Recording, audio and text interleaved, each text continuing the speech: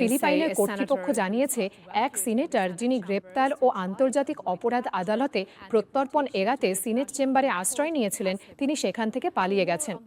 এ বিষয়ে আরও জানতে আমাদের সঙ্গে যোগ দিয়েছেন আমাদের এশিয়া ওয়ান সংবাদদাতা ডেভ গ্রিনবাউম ম্যানিলা থেকে। তাহলে ডেভ, সিনেট চেম্বারের ঘটনার পরবর্তী পরিস্থিতি কি? প্রেসিডেন্টের দফতরের একজন মুখপাত্র জানিয়েছেন, সূত্র নিশ্চিত করেছে যে senator Ronald Dela Rosa senate থেকে পালিয়ে গেছেন। তাহলে আমরা জানি তিনি এখন আর সিনেটে নেই, কিন্তু তিনি কোথায় আছেন তা আমরা জানি না। এবং প্রশ্ন উঠছে তিনি ইতিমধ্যেই দেশ ছেড়ে চলে গেছেন কিনা, কারণ সেটাই যুক্তিযুক্ত মনে হয়। যদি আপনি মনে করেন পালাতে হবে, তাহলে লোকজন খোঁজাখুঁজি শুরু করার আগেই চলে যাওয়াটাই বুদ্ধিমানের কাজ। তাই তার অবস্থান সম্পূর্ণ অজানা। কিন্তু এখন দেশের সাবেক প্রধান পুলিশ কর্মকর্তা পুরোপুরি পুলিশের কাছ থেকে পালিয়ে বেড়াচ্ছেন, আর সবাই ভাবছে এটা কিভাবে সম্ভব হলো। এর ওপর এখানে এই সপ্তাহটা ছিল অত্যন্ত নাটকীয়। সোমবার আন্তর্জাতিক অপরাধ আদালত ডি লা রোসার বিরুদ্ধে গ্রেফতারি পরোয়ানা প্রকাশ করেছে মানবতা বিরোধী অপরাধের অভিযোগে। সে সোমবার এজেন্টদের হাতে ধরা পড়া থেকে অল্পের জন্য রক্ষা পায় এবং পালিয়ে গিয়ে সিনেট চেম্বারে আশ্রয় নেয়।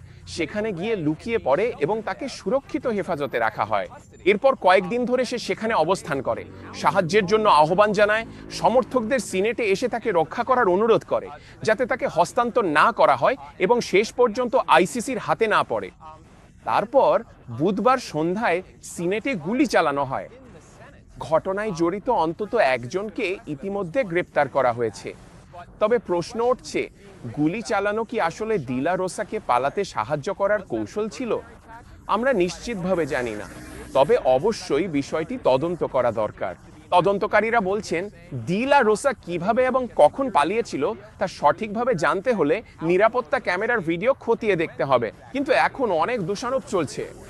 অনেকে প্রেসিডেন্ট ফার্দিনান্দ মার্কোস জুনিয়রের প্রশাসনের দিকে আঙুল তুলছেন, বলছেন কিভাবে তারা তাকে পালাতে দিলেন। মানে আমি যখন সেখানে ছিলাম তখনও সেখানে এত নিরাপত্তা ছিল, আর রাতেও প্রেসিডেন্ট বলেছিলেন শক্ত নিরাপত্তা থাকবে, তবুও সে কিভাবে সেই নিরাপত্তা ভেদ করে পালিয়ে গেল? অন্যান্যরাও আবার সিনেট নেতৃত্বের দিকে আঙুল তুলছেন, বলছেন দেখুন তাকে সুরক্ষিত হেফাজতে রাখা এক কথা, কিন্তু তাকে সিনেট থেকে বেরিয়ে যেতে দেওয়া আরেক কথা।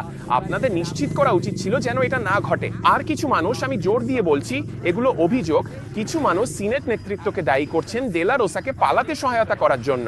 এত প্রশ্ন, এত দোষারোপ, কিন্তু এই মুহূর্তে senator Ronald Dela Rosa on the run.